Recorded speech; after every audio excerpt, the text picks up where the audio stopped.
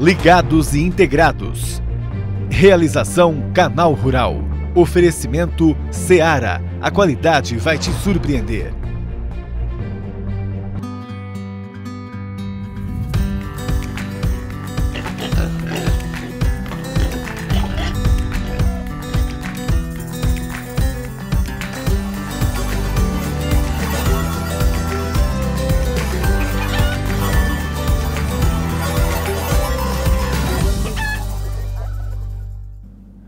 Bom dia!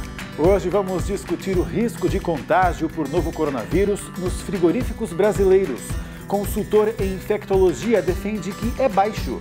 Tem ainda o nosso primeiro conteúdo técnico sobre perus, é sobre ambiência. E também a previsão do tempo e, é claro, a sua participação. Esse é o Ligados Integrados. O PIB do setor agropecuário continua com indícios de que vai ser positivo esse ano. De acordo com o IPEA, que é o Instituto de Pesquisa Econômica Aplicada, deve ter alta de 1,3%.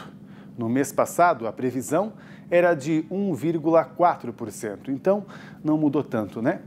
A agricultura deve ter alta de 2,8% e a pecuária queda de 2%. Mas, ao levar em conta as análises da safra desse ano, o IBGE, o Instituto Brasileiro de Geografia e Estatística, eleva o crescimento do PIB a 2,5%. Dados do comércio exterior revelam alta de 7% em vendas. Em compras, queda de 16%. O Brasil realmente comprou menos insumos esse ano devido à grande desvalorização do real.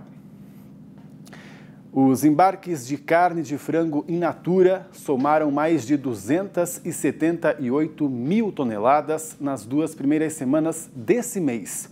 Se continuar nesse ritmo, pode chegar a 370 mil toneladas até que comece junho.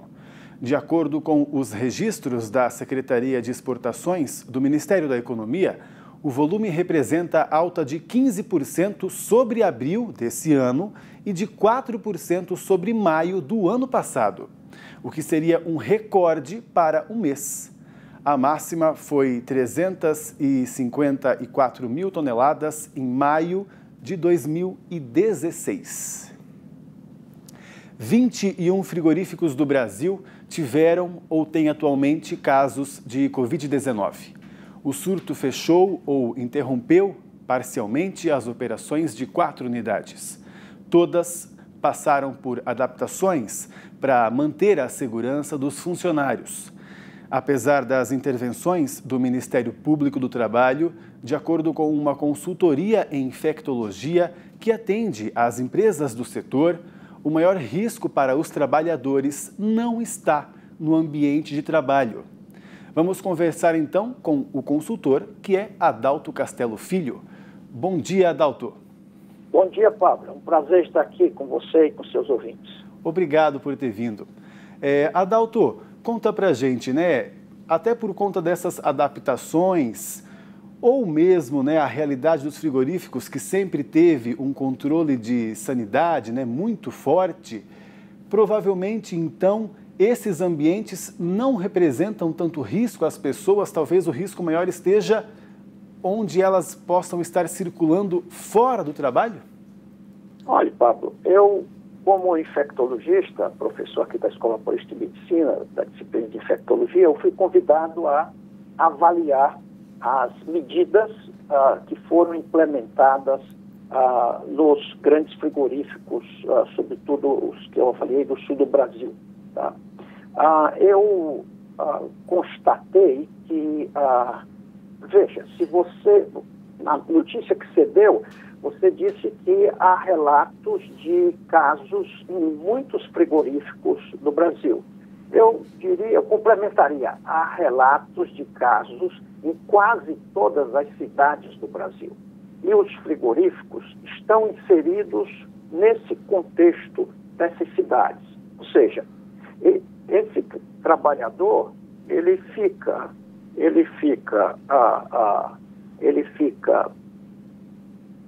durante o dia do seu expediente de trabalho submetido a um risco profissional. Porém, ao final do dia, ele volta para sua casa, convive com seus familiares, que muito improvavelmente não estão isolados, e efetivamente ele sofre um outro risco, que é o risco inerente à comunidade onde o vírus está circulando. Com uma diferença, Pablo. Durante o dia, ele é obrigado a usar todo um equipamento de proteção individual, os EPIs, né, que foram muito mais rigorosamente implementados nesse período agora. Em casa, ele não faz uso desses equipamentos e, por conseguinte, tem muito maior risco. Pois é, até não só em casa, né, Adalto, mas como, por exemplo, um supermercado, né? Onde ele pode circular, uma agência lotérica, um banco, né? A gente vê, inclusive, às vezes, fila em banco hoje em dia, né? O que chega a ser um absurdo, com certeza o risco é maior, né? Pablo, e o que aconteceu, a gente pegar dois exemplos em que a decisão foi foram fechados dois frigoríficos. Essa massa de trabalhadores, sua grande maioria jovem, são mandados para ficar em casa durante 7 dias. Foi a decisão de um, 14 dias na decisão de outro. E nesse período, esses jovens interagem socialmente. Eles fazem churrasco, eles fazem, no sul eles jogam bocha e assim por diante. Então, é improvável que a decisão de simplesmente interromper uma atividade essencial como a produção de alimentos, porque se detectou casos entre os seus funcionários, talvez não seja uma decisão muito inteligente no que diz respeito à saúde desse trabalhador. Porque é possível que depois dos 7 ou 14 dias na comunidade, sem equipamentos de proteção individual, ele volte muito mais infectado do que ele teria ficado aqui. Se ele não trabalha, ele fica mais vulnerável ainda, né? E sem dúvida. Quer dizer, o desafio, Pablo, não é identificar a pessoa que está doente. Essa é muito fácil. A pessoa que está doente, ela própria se diagnostica, comunica para o seu supervisor e ele é afastado. Isso é muito fácil. O desafio, tanto ao nível da empresa quanto da comunidade, são os casos, sobretudo em jovens, que é a maioria, em que ele transmite sem saber que está infectado, sabe? Então, por princípio, a empresa tem que assumir que todo trabalhador pode estar infectado. Como é que a única maneira que eu tenho de impedir que esse trabalhador assintomático transmita são com as barreiras de proteção, com a máscara boa. Por exemplo, se usa máscaras de cores diferentes de acordo com o horário, para que você saiba que a sua máscara está funcionando. Além das máscaras, a grande maioria desses trabalhadores usa as viseiras, aquela viseira de acrílico em cima da máscara. E higiene das mãos, que está disponível, tem que estar disponível em todos os locais, e a medida do possível distanciamento social. Existem algumas linhas de produção que efetivamente o distanciamento per se é muito difícil. Então, o que é que se propôs? O que é que foi implementado de fato? A colocação de barreiras de acrílico entre um trabalhador e outro, de tal sorte que a máscara, a viseira e agora essas barreiras entre eles dificultem ao máximo que um eventual trabalhador infectado assintomático, então ninguém sabe, nem ele próprio, não tem a possibilidade, ou tem uma possibilidade mitigada de transmitir. Pois é. Até acredito, né? Não sei, você como infectologista pode dizer, quando se tem essas barreiras, essa máscara, né? Dificilmente ele passaria o vírus para alguém, né? A não ser que, não tem como realmente, né? Mesmo que eu acho que ele espirrasse, diríamos, né? Eu acho que isso ficaria ali, naquele quadrado, diríamos, em que ele está trabalhando. Essa é a ideia. Evidentemente, existem outros desafios nos momentos de descanso. Então, existe toda uma providência que foi, isso sim, introduzida, onde nas pausas dos descansos eles não podem mais, como faziam, interagir para relaxar, jogando dominó ou cartas. Isso está proibido. Nada que um manuseie pode passar para o outro. E no momento do descanso eles têm aí sim que manter o distanciamento de pelo menos 2 metros e não tirar a máscara. Para isso, nós sugerimos que fossem contratados, como foram, monitores de Covid.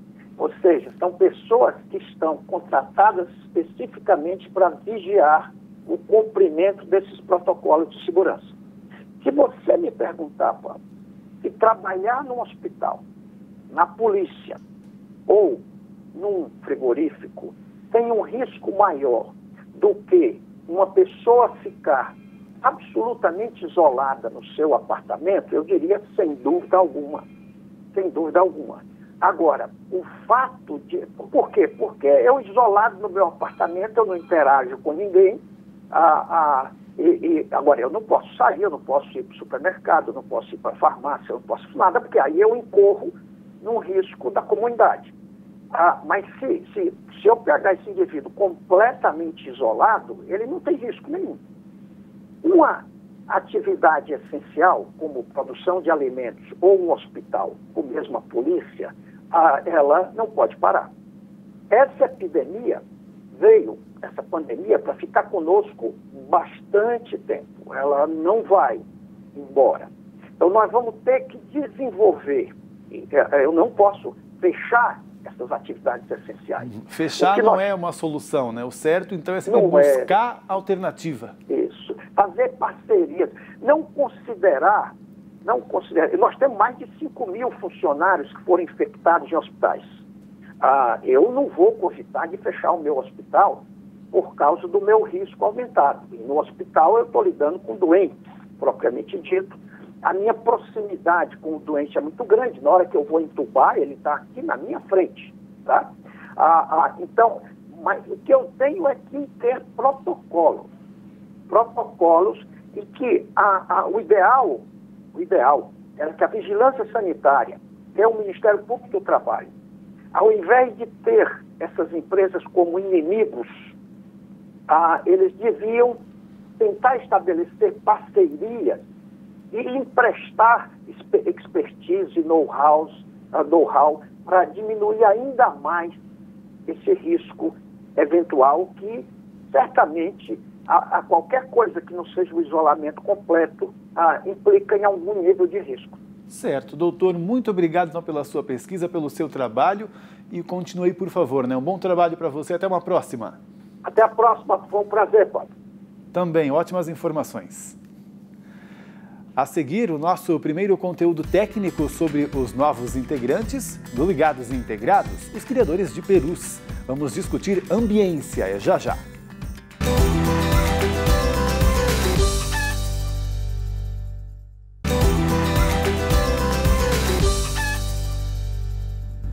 Ligados e Integrados de volta para você e vamos ao nosso conteúdo técnico, como prometi, hoje sobre perus. Vamos mostrar uma granja desses animais em detalhes pela primeira vez aqui no programa e para falar de um tema super importante, inclusive, que sempre serve para outros criadores também, né, de outros animais. É sobre ambiência. Tem muitas dicas. Uma delas tem a ver com o plantio de árvores perto da granja. Quer saber como ajuda? Então a Júlia Fabre mostra pra gente. Bom dia, Júlia. Oi, Pablo. Bom dia para você, bom dia a todos. Assim como nas granjas de suínos e frangos, ambiência também é a palavra de ordem nas granjas de perus.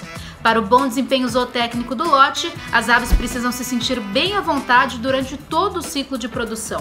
Vamos falar sobre algumas ferramentas que ajudam os produtores a garantir temperatura e ventilação ideais para o manejo das aves e também sobre investimentos na estrutura da propriedade com profissionais do Rio Grande do Sul.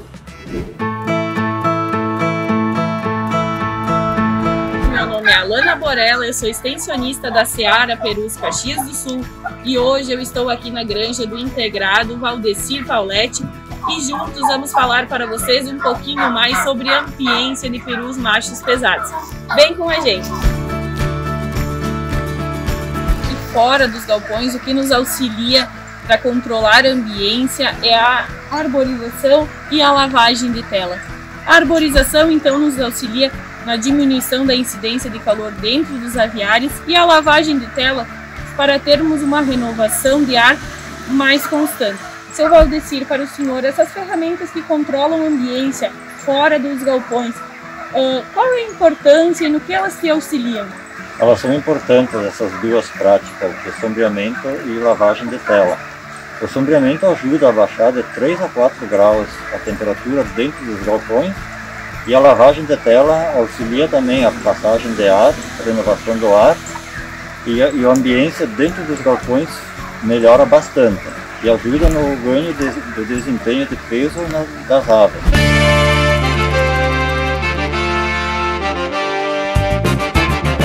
O Valdecir, então, fazendo a prática de lavagem de telas, o que nos auxilia a ter menos poeira dentro dos galpões, auxiliando também a ter menos problemas respiratórios e também há uma renovação maior de ar dentro dos aviários, fazendo com que as aves tenham um melhor conforto.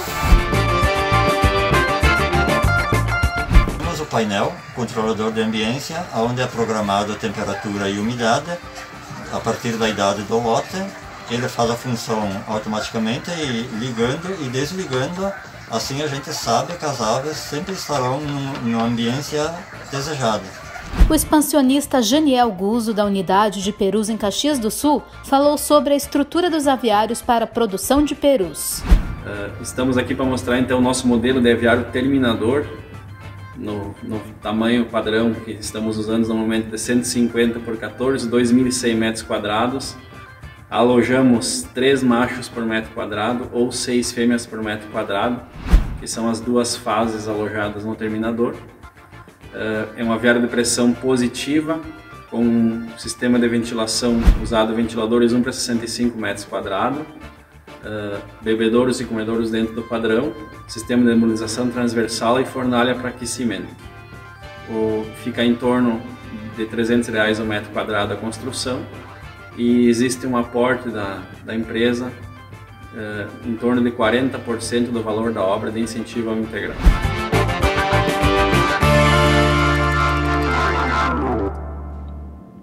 Muito bom esse material, obrigado a todos vocês que participaram aí, viu? Podem mandar mais pra gente. Vamos conversar agora então com o nosso especialista para tirar nossas dúvidas. E hoje é o médico veterinário Adriano Martins. Bom dia, Adriano. Bom dia, Pablo. Tudo bem? Tudo prazer certo. Prazer enorme poder participar do Ligados Integrados e, em especial, falar com os nossos produtores aí sobre a ambiência de perus. Tenho um carinho muito especial por esse tema. Pois é, estamos abrindo as porteiras aqui sobre esse tema hoje. É um dia especial, você está participando aí. Ô Adriano, conta pra gente por quê? Com os perus existem 2 tipos de granja, né? Que é a dos iniciadores e também a dos terminadores. Então, imagino que tem diferenças, né, de ambiência. Para os iniciadores, qual o ponto importante? Perfeito, Pablo, perfeito. Essa diferença ela é bem significativa, são praticamente dois animais dentro de um ciclo de terminação. E eu quero destacar aqui, em especial no iniciador, um trabalho que a produção de perus da Seara, da Unidade de Caxias, tem feito ao longo dos últimos 5 anos, que é investir muito forte na questão de climatização das nossas granjas.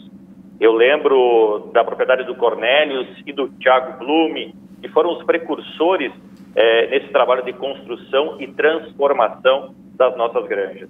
Hoje nós temos mais de 70% dos nossos produtores de iniciador trabalhando com granjas climatizadas.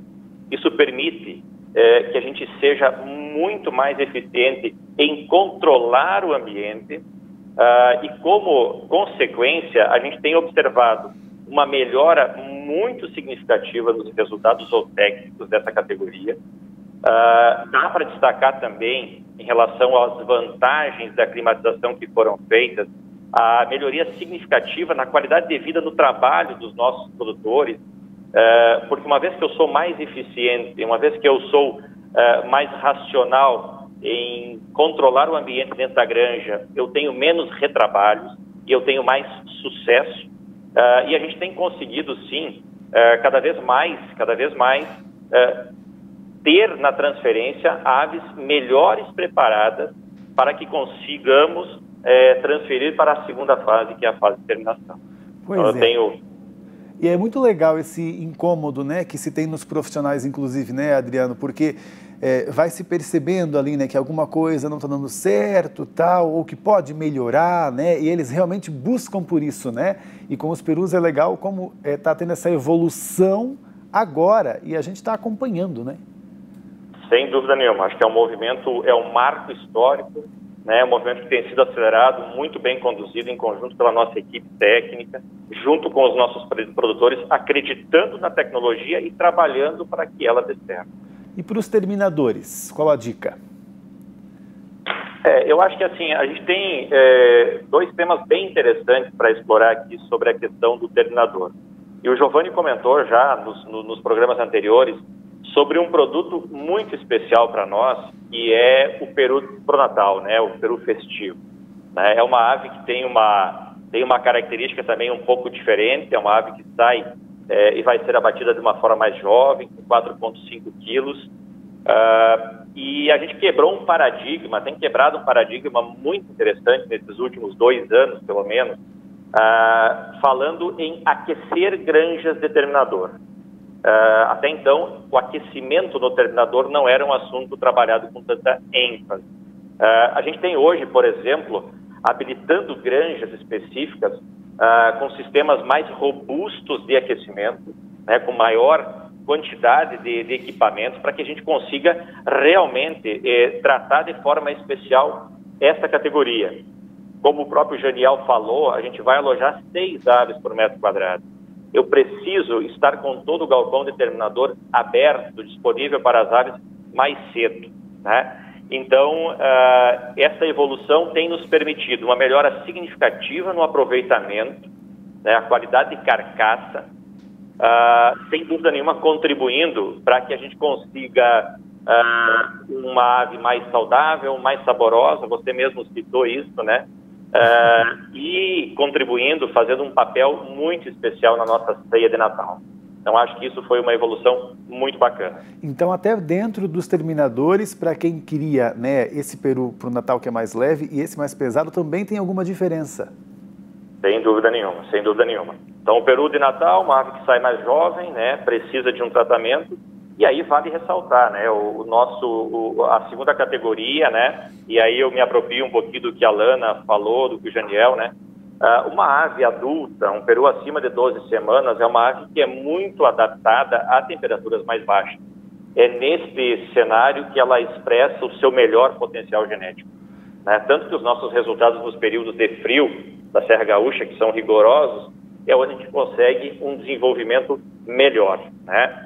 A Lana citou 2 pontos importantes, né? Falou da importância do sombreamento, falou da importância da limpeza de telas para manter as granjas ventiladas. E eu queria destacar aqui e reforçar com o nosso parceiro, a equipe técnica de perus lá, comandada pelo Giovanni, já tem aprovado um programa que nós chamamos de incentivo de desenvolvimento, que tem como objetivo acelerar não só a construção de novas granjas, que foi citada pelo Janiel, mas também a melhoria da estrutura de ambiência das granjas existentes, adequando o número de ventiladores, adequando os nossos sistemas de resfriamento, para que a gente consiga também, nos períodos de de temperaturas mais altas, conseguir os mesmos resultados, tendo uma eficiência em conversão alimentar, né, sendo mais eficiente nisso e também contribuindo com a redução das condenas. Poderíamos citar aqui redução de aerosacolite, redução de contusão e fratura, uma vez que a gente trabalha e atende de forma mais eficiente as necessidades do animal, com certeza a gente vai obter melhores resultados também. Tá certo, então. Achei muito legal que a gente está nessa evolução aí por agora, né? A gente pode acompanhar nesse momento isso tudo e pode mostrar aqui. Então a gente espera você numa próxima, Adriano. Bom trabalho. Sem dúvida nenhuma. Obrigadão, Pablo. Um abraço. Valeu, tchau, tchau. E agora nós vamos à previsão do tempo. E a massa de ar frio segue atuando sobre a região sul do país, mantendo o tempo aberto e as temperaturas baixas. A próxima madrugada deve ter geadas, desde o norte gaúcho até a região central do Paraná. Em relação aos acumulados de chuva, os próximos 5 dias segue sem qualquer condição de chuvas, porém, já a partir do início de junho, entre os dias 1 e 5 de junho, uma outra frente fria deve trazer um volume considerável de chuvas aqui desde o norte do Rio Grande do Sul até o Paraná e finalmente, pegando aí um período um pouco mais para frente, entre 6 até 10 de junho, as chuvas seguem atuando aqui sobre grande parte do sul do país, regiões essas onde a chuva deve ser muito bem aproveitada. E vamos terminar o programa de hoje daquele jeito, com energia boa, como sempre. Às quartas-feiras tem o quadro que mostra como a integração mudou a vida do produtor. De granja em granja, o Brasil enche o papo para se orgulhar do agronegócio.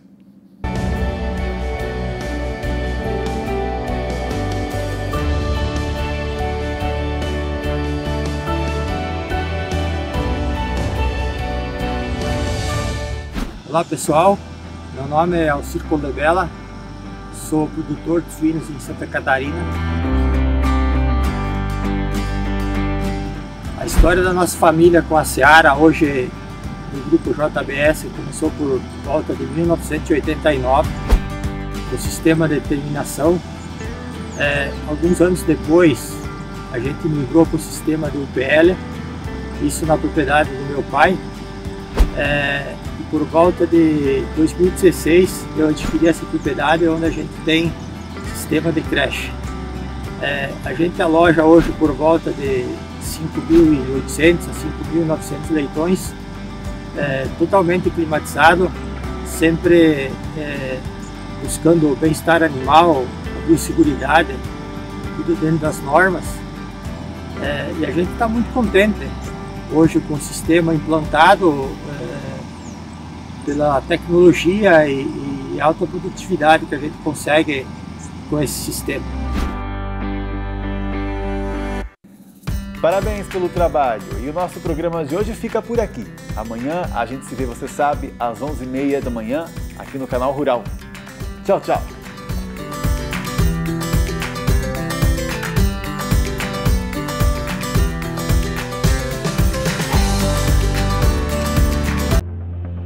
Ligados e integrados. Realização Canal Rural. Oferecimento Seara. A qualidade vai te surpreender.